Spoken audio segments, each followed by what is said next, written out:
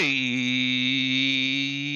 all my fantasy football friends. Welcome in. Welcome to the show. Thank you so much for joining us here on MFDF Multiple First Dynasty Football. As always, I am your host, Stoshx X, coming at you with my partner, Greg the Philosiraptor. How you doing today, man?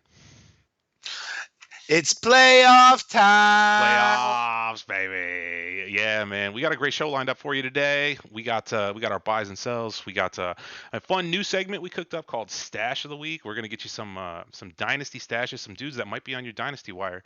So stay plugged in for that. We're gonna go through our starts of the week. We got a sit of the week for you. But the biggest thing on the top of my mind is how good Bailey Zappi looked last night, throwing 3 touchdowns in the first half against the Patriots. Loved it. We need to see him win a few more games and put them out of contention to draft a quarterback, the Patriots, because right now they're picking like, I don't know, top 5 still, but they need to get out of there. I would love to see Zappi continue to start for this team. I think he's got some juice, and I'm really excited for him. I have like 10 shares across 20 some leagues, so I'm excited for Zappi. Interesting. I have to confess to looking at that game and deciding to do something else. That's fair.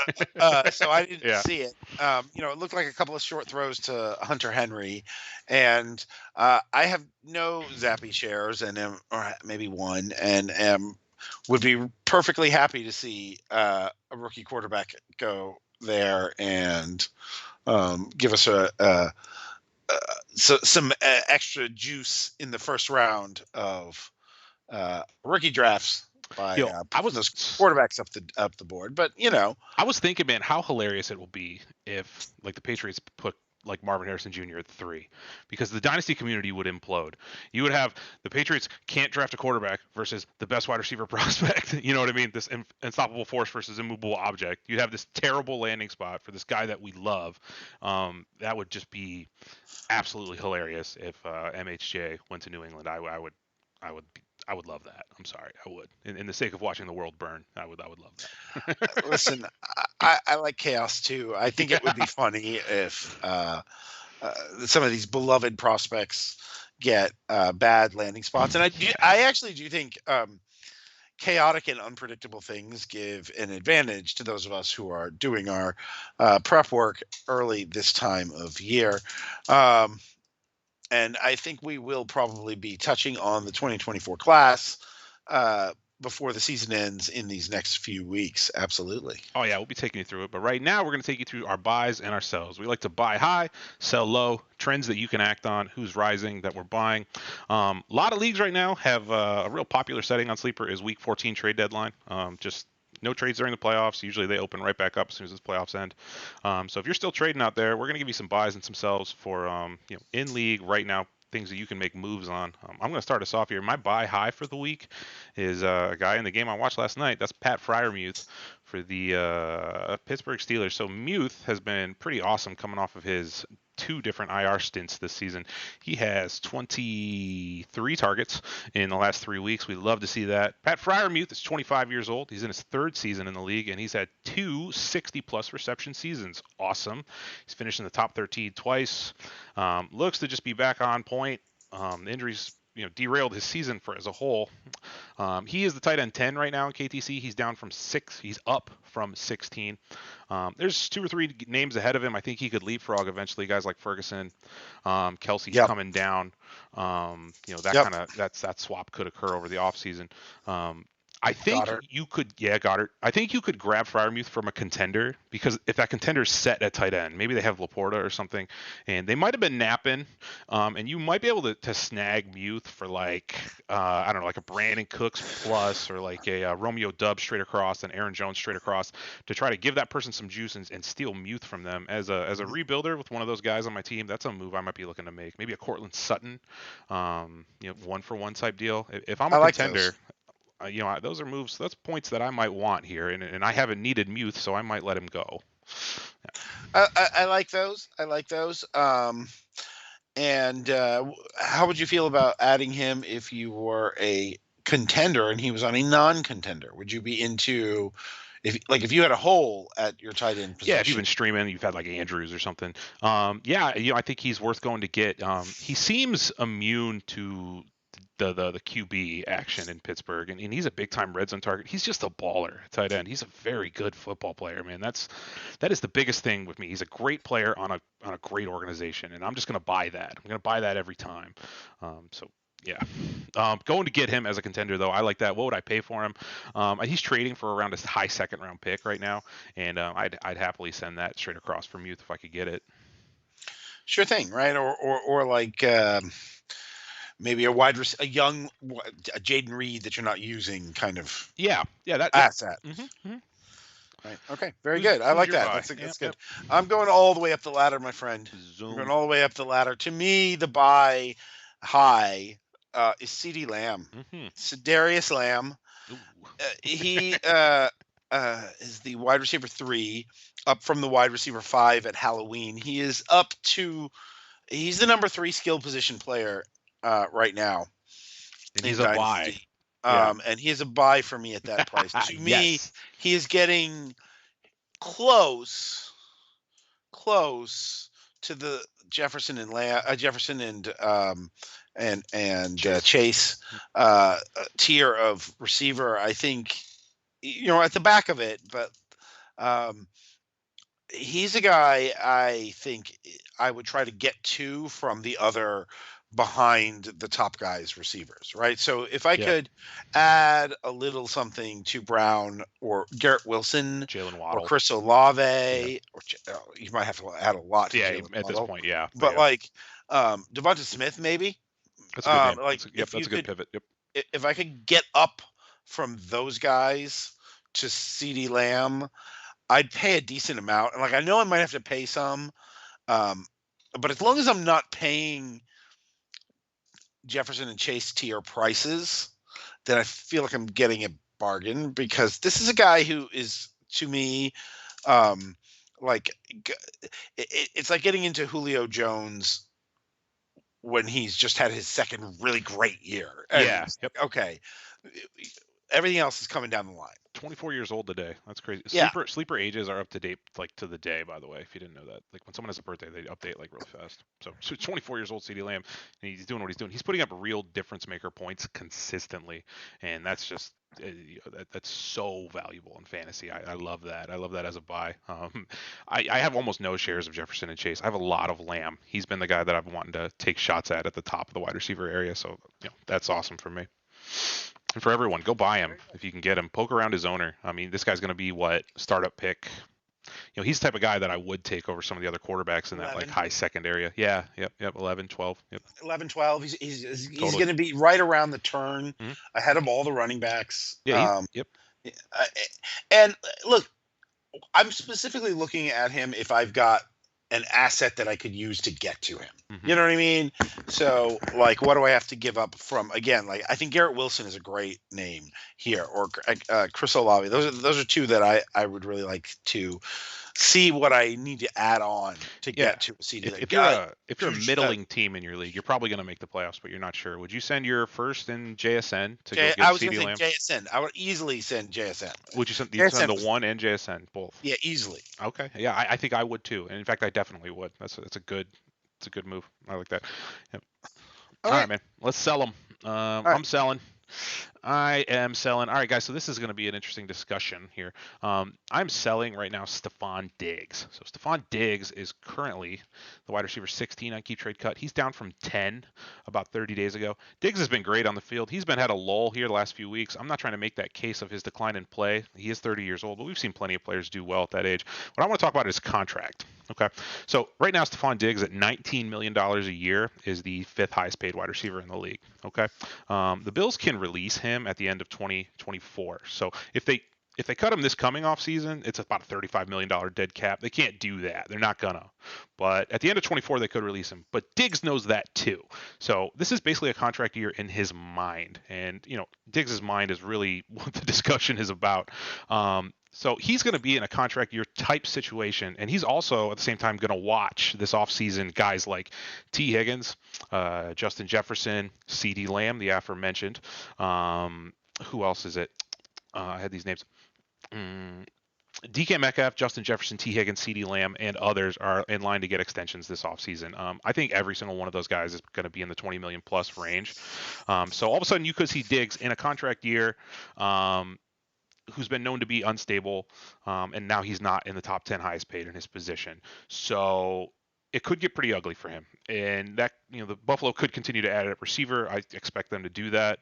I'm concerned for Diggs long term. If I'm a middling team and I don't really have title aspirations, you could sell Diggs for potentially 2 first-round picks to some owners that are really hungry. You can't, man. If there's a guy who's huge, I have a team. You send us 24 and 25 man, first. Listen, I have a team. I have a team. Yeah. Where I have CD, AJ Brown, Garret Wilson, Devonta Smith, and Diggs, and I can only start 4. And I've been trying to shop Diggs all year, and nobody will give me a single first. It's 3 seconds is what nobody wants to give you because he's too old, and I hate it. But I am struggling with liquidity on Diggs so much in good leagues. This is I'm bringing up a trade that was in a high dollar league that I'm in where this exact situation happened. Well, not 2 firsts, but Diggs was traded. Okay. So a contending team that is probably going to miss the playoffs decided that they wanted to sell, and they let Diggs go to the best team in the league for a 24 first, 4th, and 5th. So a 1, a 4, so you got a 5. first. Okay. Yeah. I would consider this a bit of a sell low on Diggs' current market. I would expect more to get from him, but with what I'm saying, the unstableness, I could see something like this happening.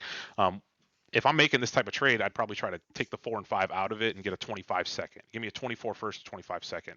An owner maybe you can break it up. I would love that as a Diggs owner, and I think a contender may pay that for you because they're looking at a 110, a 19, a 112, and then a late second. So like this could be a win-win type deal, and you could be saving yourself a lot of headache by getting rid of Diggs.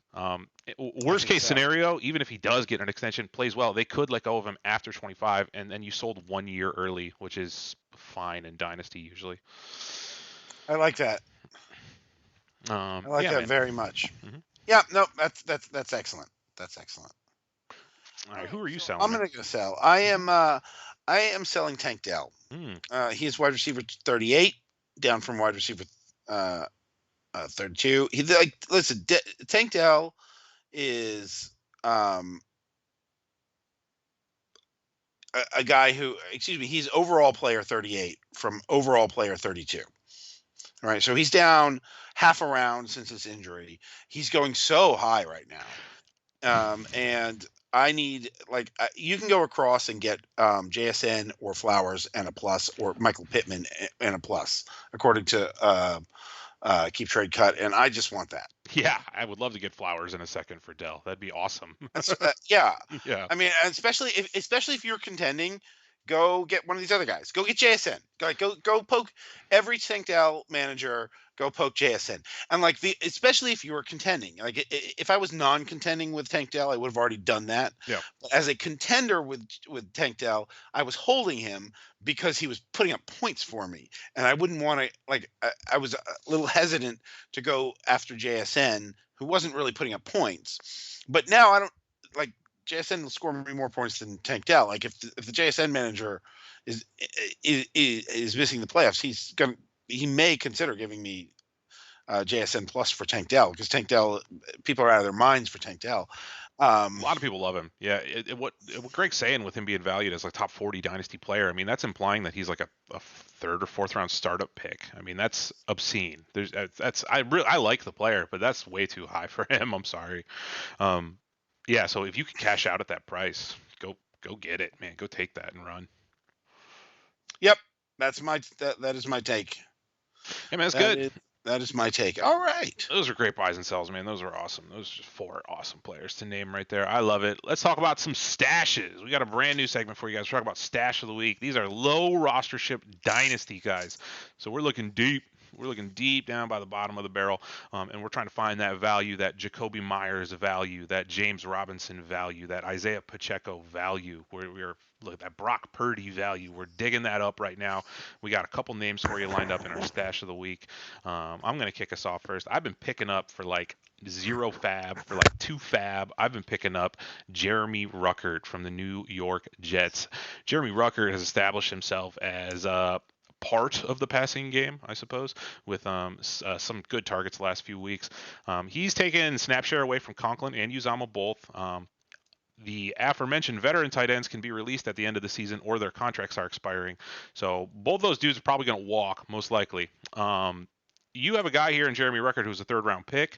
He's 6'5", 250. He's got pass-catching chops, and he may enter next season as Aaron Rodgers' #1 tight end. So, and you can probably pick him up off your dynasty wire. So I like Jeremy Ruckert right now. Yeah, I love that. I mean, you can get him in a lot of places for free, and I do think there's a decent chance he's the starting tight end there next year. Worth a roster spot, 100%.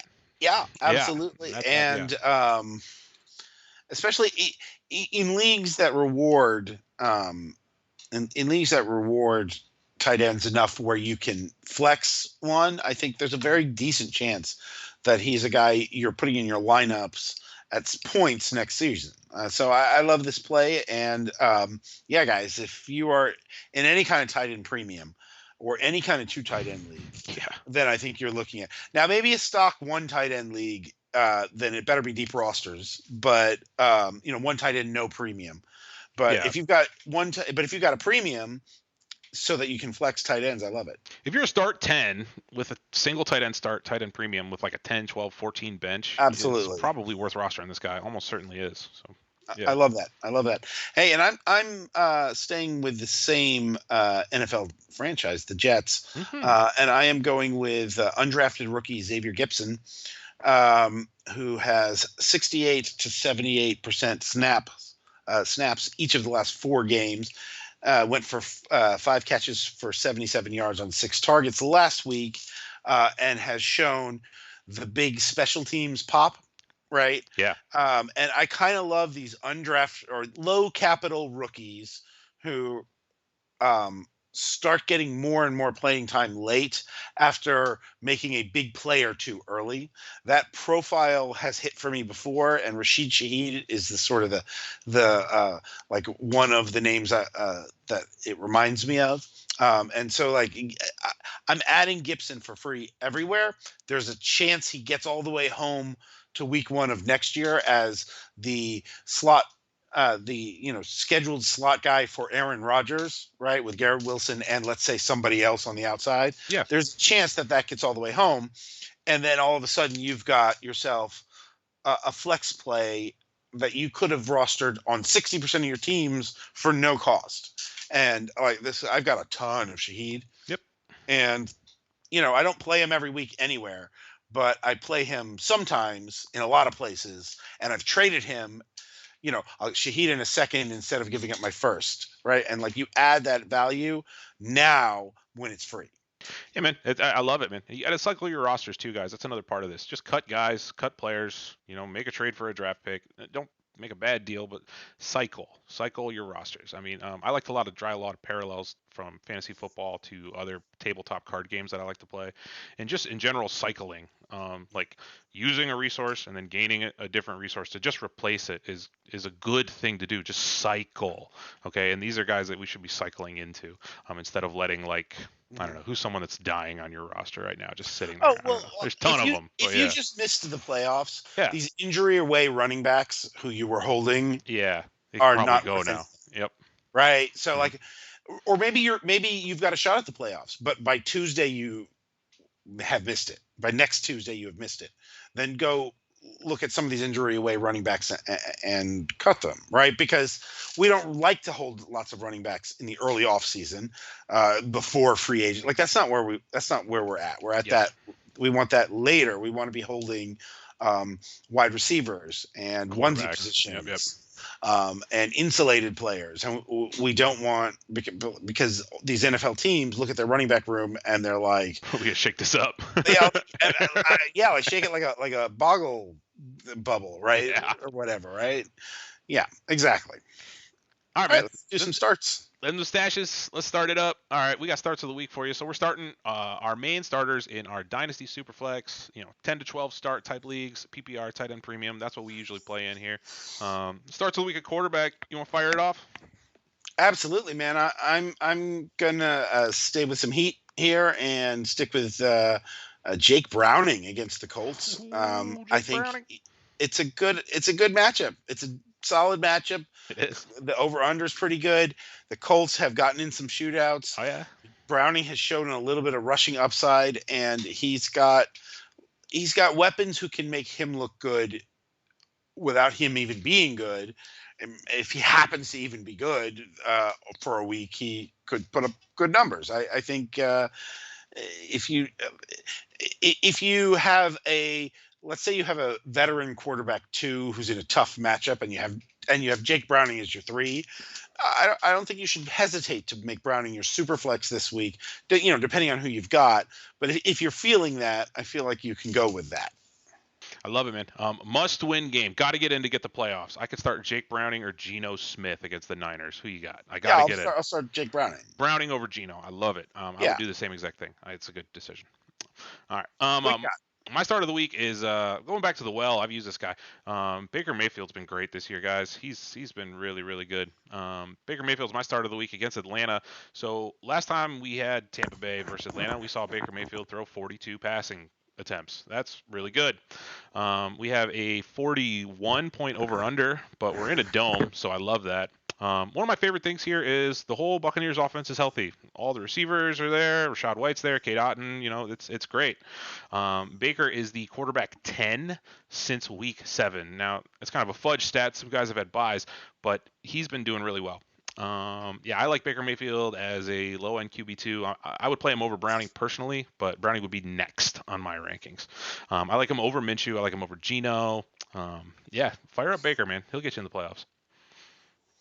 Yeah, I think one of the things that Baker has as well is he's got some, especially Mike Evans is a guy who can make him look good on a single play, even if he doesn't throw a great pass or make a great decision. You can force a bad pass into double coverage, and he can turn it into a 60-yard touchdown for you. I'm going to water bet him. Baker versus Browning this week. No, I think I would have Browning one spot ahead of Baker, right? So let's we'll do some sort of consequence bet. Somebody goes outside and takes a water over the head. I can do that. Yeah, we'll do it. I love it. All right, let's keep it going. Running backs. League of record scoring. League of record scoring. League of record scoring. What about it? For the water bet. Oh, okay. Yeah. Yes. That's how they're scored in that league. Yes, sir. 100%. I love it. Yeah. All right. Excellent. Yeah, it's 5-point passing touchdowns there. Yeah. Yep. All right. Running backs. Who you got? Who you starting? Me. I'm first. So I am starting up Chiefs running backs versus the Bills. So that's going to be Jerick McKinnon and Clyde Edwards-Helaire. I have them back-to-back in my rankings as low-end RB2s. I like McKinnon more, even though Clyde's the listed starter. We got Kansas City at home. We got a 44 point over-under in this game. Love that. It was 48.5 point over under. It's the second highest on the week. Buffalo's pretty bad against the fantasy running back. They're bottom 10. I just fire up either of these guys, whichever one you have rostered, Clyde or McKinnon. I'm almost certainly playing them this week and start 12 for sure. Okay, I love it. Over Madison, over Jerome Ford, over Javonte Williams. That's the closest one is Javonte. It's like the line right there. Okay, that's interesting. Yeah. What about Devin Singletary? I like my guys more than him personally. Okay. Yeah. All right. Very good. All right. What do you think about him versus my guy D'Onta Foreman of the Bears against the Lions? Who do you like? I'm pretty close there, man. Yeah, I think I like McKinnon more, but that's tight though. Yeah, so my guy's D'Onta Foreman of the Bears against the Lions. He's coming back. Y'all, I realize there's some funny stuff here, right? Because we haven't exactly always had all of the backs available at the same time, so it's hard to know what to make of anything, right? But this is a guy who just every time he. Like every year for the last several years, at some point he gets a chance, and then the coach is like, "Oh yeah, let's just give him 20 touches a game all the time." Yeah. Oh, because actually he's really excellent, and He's going to average 4 and change a carry for every year of his career, and he gets in the end zone at a high rate. And I don't know, man. I just think this guy is like belongs in the hall of pretty darn good. You know? Yeah, I love it. Like, he's not great, and running backs are entirely replaceable. But he's just like a really nice professional running back. And once coaches get a hold of that, and he's durable. Didn't he rupture his Achilles early in his career? Wasn't that like a year one thing? As his rookie year? Yeah, absolutely. Yeah. He was a 3rd round pick, ruptured his Achilles as his rookie year. He was like the first one, and nobody was coming back from it then. And people were like, oh, he's done. And it took him 3 years in a bunch of locations before a couple of years ago, he ended up coming in as a Derrick Henry replacement in Tennessee. Remember, they actually tried Adrian Peterson for 1 game, and that broke down. And then they brought in Foreman, and all of a sudden it's like, oh, this guy is like a Derrick Henry light. And then he had a great year replacing CMC last year. And man, like he's so clearly passes the eye test more than either Herbert or Roshan to me. That is the thing that I see. And Detroit is a pretty good matchup for inside rushers. I think it's going to be a high scoring game. I like this game. You're selling me on him. I might play him over my guys. I'm just so concerned about the rotation in that backfield, but I like Foreman a lot as a player, you know that, but it's just yeah, I know. I get it. Give me that confidence though. You're getting me fired up. I might have to get him out there. Let's go. All right, wide receiver starts of the week. I'm going first here. So my dude is a guy I have way over rostered because I liked him a little bit too much coming out, I think, but I like Jalen Hyatt this week for the New York Giants. So we're staying in the flames with him a little bit. He had this hot little 100-yard game here, 5 receptions right before the bye against New England. I like Hyatt as a high-end wide receiver 4, a good dart throw, a start 12 final flex potentially. Yeah, he's got a rough matchup, actually. Green Bay's pretty good against the wide receiver, and it's a low over-under in the game. But Green Bay is also favored by a touchdown here. So game script suggests that the Giants are going to be heaving it a lot. I like Hyatt to maybe come down with one of those. I think you can fire him up this week. I like Hyatt. Yeah, I like that too. That's good. He's a good name. I think he is a home run play too. I think it's worth noting, like, if I were an underdog in a must-win game, I'd be into this play. He's the Nas, man. You get right now. If I'm a 20-point favorite in a must-win game, I might look elsewhere. Well, you know where I might else play him is like if I'm definitely going to win, but I need like 30 more points than some other guy in my league to leap over him in the rankings. There you go. And if I don't score more points than him, it doesn't really matter, but I have to do it to maybe steal a bye or steal a playoff spot. Yeah. So that gives you some upside. Right. Yeah. Right. So I think Hyatt is a play I like in that place. He has been impressing me. I think he's a guy who has a shot. It's a good way to put it. I agree with that. He's a guy who has a shot to be a real thing. You know what I mean? And we'll see. But the big play in him is something that makes him worth rolling out there right now. My wide receiver start of the week is Noah Brown against the Jets. Now, the Jets are a terrible matchup. Really bad matchup for wide receiver. So bad, yeah. But Noah Brown actually ran the most routes in the wide receiver room last week, despite Nico Collins doing what he did. And Noah Brown goosed. But, we saw the 2 massive games the 2 weeks before, and it looks to me like he is the guy who's going to be ahead of Woods and Mechie. That's what it looks like to me. And if that's the case, then I'm just starting him. Not that I don't love it with this matchup, but he's just like an all the week start. If he is the 80+% snap guy with CJ Stroud. I think it's a safe bet he will be. I like the start a lot. It's always scary starting these guys that came out of nowhere, man. You never know what to expect, but I love that you give us the confidence there to maybe fire him up. Well, like I told you, I had him last year, right? Yeah. I had some spots where you had him before it was cool. I played him. I had some spots last year where I played him in some desperations, and he paid off for me, and I liked him. And I loved the contract, or the landing spot because I didn't think anybody was good there. But then Tank Dell and Nico Collins, they all hit, and so he got a little buried. But CJ Stroud is so good that there's room to carry. Yeah.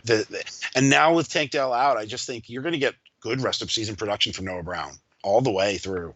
I think I have one league, for example, where it's a shallower league. It's start 10, where I'm going to start him every week from now on. It's just like, oh, this is a gift. This is a gift in my 10th spot. I think he's going to be a winner for people. Yeah, that's a great choice. Get him out there. Get Noah Brown out there. He'll get you in. Yeah. So let's do some tight ends. My tight end start of the week is it's gonna be Mr. Gerald Everett for the LA Chargers. I'll be honest with you, I don't love Gerald Everett the player. He's been disappointing. I want the Chargers to have a better man at tight end, but this is who we got, and the opponent Denver is the dead last team in the league against the tight end. Everett gets the targets. Yeah, they're bad at that. We got 44-point over under here. We got a home game. We got a good chance at a touchdown. Good floor, if not 6-8 targets. Even without a touchdown, I think Everett can put up 10, 12, 15 fantasy points. So I like him this week as a low end tight end 1, and then probably over some flex guys for you too. Yeah. Oh man, yeah. Denver's terrible against tight ends. Yeah. By the way, the week they gave up 70, the tight ends goosed. Yeah, Smythe had a 0. I remember that. Yeah. Yeah. And they're still the worst thing against them. I mean, so yeah, I think you can definitely stream Gerald Everett. That's good. My tight end start of the week is Isaiah Likely versus the Rams.